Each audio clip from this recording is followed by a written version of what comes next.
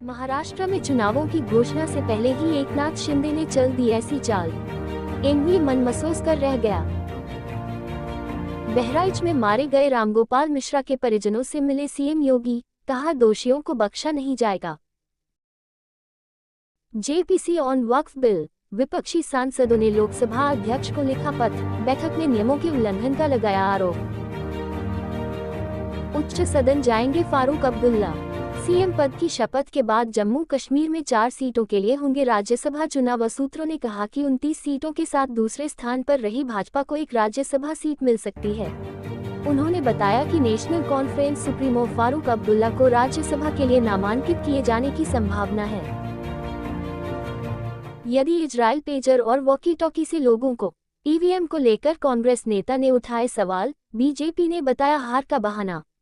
भाजपा नेता ने साफ तौर पर कहा कि जब वे तेलंगाना, कर्नाटक, जम्मू कश्मीर में ईवीएम की मदद से चुनाव जीतते हैं तो ठीक है, लेकिन जैसे ही वे हार जाते हैं वे ईवीएम का दुरुपयोग करते हैं। सीएम योगी के मिशन शक्ति का दिखा असर, बेटियां बनी एक दिन की डीएमएसपी। लखीमपुर खीरी की डीएम दुर्गा शक्ति नागपाल ने बताया कि सीएम योगी की मंशा के अनुरूप मिशन शक्ति और बेटी बचाओ बेटी पढ़ो के तहत स्वतंत्रता संग्राम सेनानी परिवार की 8वीं की छात्रा अग्रिमा धवन ने डीएम की कुर्सी संभाली। गिरिराज की हिंदू स्वाभिमान यात्रा पर एनडीए में तकरार, नीतीश की जेडीयू बोली संविधान भी साथ लेकर चले। जदयू नेता यात्रा के लिए गिरिराज सिंह के प्रस्ताव की आलोचना कर रहे हैं। जदयू नेताओं का दावा है कि यह राज्य में सांप्रदायिक सद्भाव को बिगाड़ देगा और ऐसा लगता है कि ये 2025 के विधानसभा चुनावों से पहले राजनीतिक लाभ के लिए दंगे कराने का प्रयास है। जीशान सिद्दीकी भी थे निशाने पर, लेकिन सलमान से दोस्ती या फिर एसआरए डेवलपमेंट तो नहीं बाबा को टारगेट बनाने की वजह। जीशान खाना खाने के लिए पहले ही निकल चुके थे। सूत्रों ने बताया कि अगर जीशान सिद्दीकी खाने के लिए निकले नहीं होते तो उनकी भी हत्या हो सकती थी। जीशान बांद्रा से ही कांग्रेस विधायक हैं। उनके विधानसभा क्षेत्र में एसआरए डेवलपमेंट को लेकर विवाद चल रहा था। इस रीडेवलपमेंट के तहत झुग्गियों को तोड़कर वहां रह रहे लोगों को हटाया जाना था। इसके विरोध में जीशान ने अनशन भी किया था।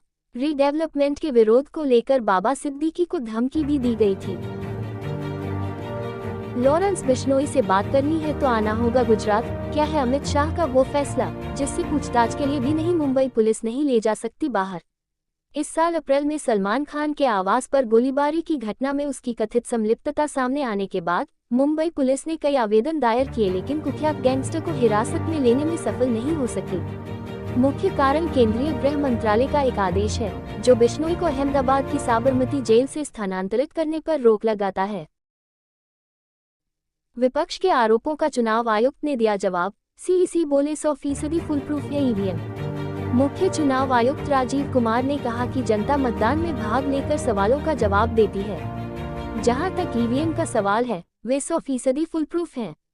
अगर वे आज फिर सवाल उठाएंगे तो हम उन्हें फिर से बताएंगे।